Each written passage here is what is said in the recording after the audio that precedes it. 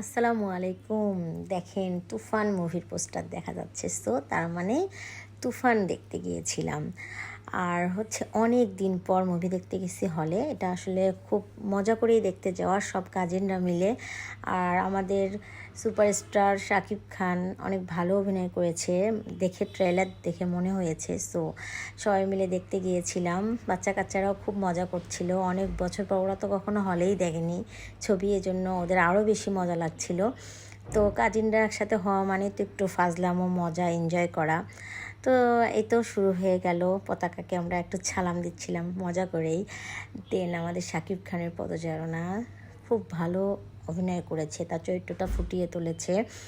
আর মিমিও বেশ ভালো অভিনয় করেছে। সব মিলে মুভিটা আমার খুব ভালো লেগেছে। এক কথায় বাংলাদেশের মুভির এত বেশি উন্নতি হয়েছে, যেটা আসলে এই মুভিটা না দেখলে বোঝা যাবে না। এই তো আমাদের মুভি দেখা শেষ। আমরা 9টা to 12টার শো দেখেছিলাম ইচ্ছা করে, যেন ভিড় কম হয়, কারণ অনেক অনেক বেশি ভিড়, টিকিট পাওয়া যাবে না, এরকম ঝামেলায় যেন না পড়ি। দেন আমরা বাসায় যাচ্ছি।